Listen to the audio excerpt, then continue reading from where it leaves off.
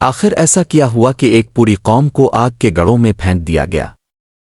ایک ظالم بادشاہ پورے شہر کے سامنے ایک معصوم لڑکے پر تیر چلائے، لیکن تیر تب تک نہ لگے جب تک بادشاہ اس لڑکے کے خدا کا نام نہ لے لے، اور جب بادشاہ وہ نام لے کر تیر چلائے تو پورا شہر ایک سیکنڈ میں ایمان لے آئے۔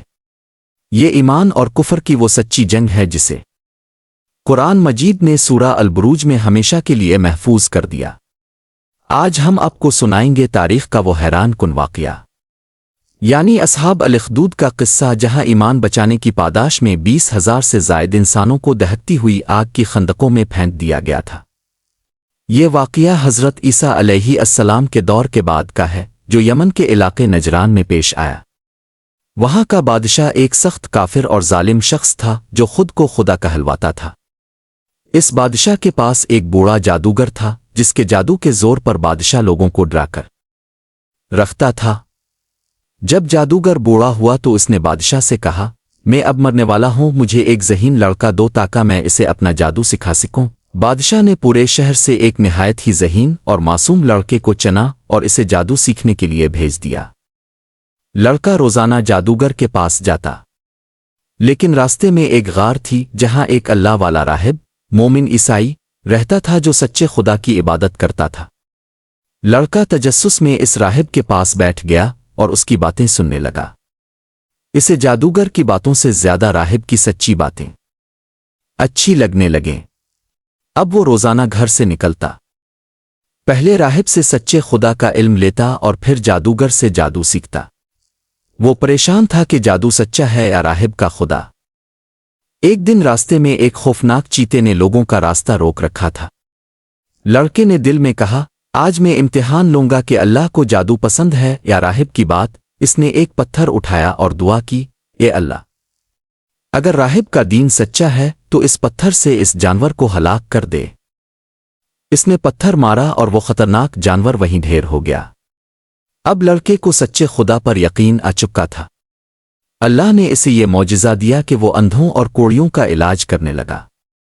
جب بادشاہ کے ایک اندھے وزیر کو اس بات کا پتہ چلا تو وہ لڑکے کے پاس آیا۔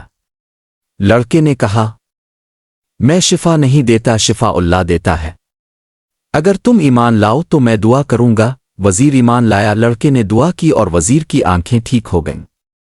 جب بادشاہ نے اپنے وزیر کو ٹھیک دیکھا تو پوچھا، تمہیں بینائی کس نے دی؟ وزیر نے کہا، میرے اور تیرے رب نے۔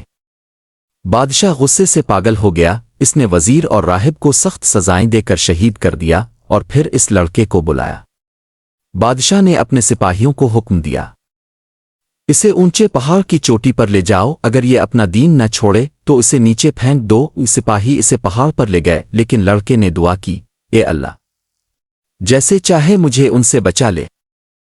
اچانک پہاڑ لرزا، تمام سپاہی نیچے گر کر مر گئے اور لڑکا اکیلا ہنستا ہوا بادشاہ کے پاس واپس آ گیا۔ بادشاہ نے دوبارہ اسے سمندر کے بیچ لے جا کر ڈبونے کا حکم دیا، لیکن وہاں بھی طوفان آیا، کشتیاں الٹ گئیں، سپاہی ڈوب گئے اور لڑکا پھر صحیح سلامت واپس آ گیا۔ اس نے مسکرا کر بادشاہ سے کہا، تو مجھے تب تک نہیں مار سکتا جب تک تو وہ طریقہ استعمال نہ کرے جو میں بتاؤں۔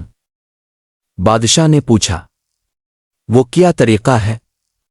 لڑکے نے کہا، پورے شہر کے لوگوں کو ایک میدان میں جمع کرو، مجھے سولی پر لٹکاؤ، میرے ترکش سے ایک تیر نکالو اور کمان میں رکھ کر پورے مجمع کے سامنے بلند آواز میں کہو، اس لڑکے کے رب کے نام سے، اگر تو ایسا کرے گا تو میں مر جاؤں گا۔ بادشاہ نے اپنی انا میں آ کر ایسا ہی کیا۔ جیسے ہی بادشاہ نے کہا، اس لڑکے کے رب کے نام سے، اور تیر چلایا، تیر لڑکے کی کنپٹی پر لگا اور وہ شہید ہو گیا۔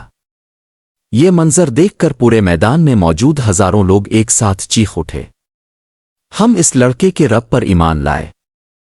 بادشاہ نے جب دیکھا کہ لڑکے کو مارنے کے چکر میں پورا شہر ہی مسلمان ہو گیا تو اس کا غصہ حد سے بڑھ گیا۔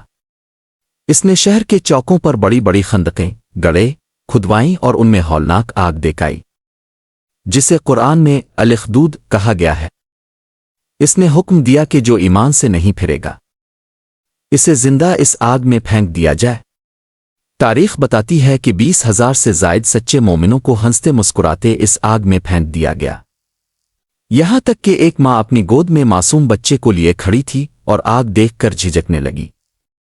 تو اس معصوم بچے نے زبان کھولی اور بولا، امی جان، صبر کیجیے، اب حق پر ہیں، اور وہ ماں بچے سمیت آگ میں کود گئی۔ دوستو، یہ واقعہ ہمیں سکھاتا ہے کہ ایمان کی طاقت کے سامنے دنیا کے بڑے سے بڑے ظالم بادشاہ کا غرور بھی خاک میں مل جاتا ہے۔ اگر ویڈیو اچھی لگی ہو تو لائک کریں اور چینل کو سبسکرائب ضرور کریں۔ اللہ حافظ۔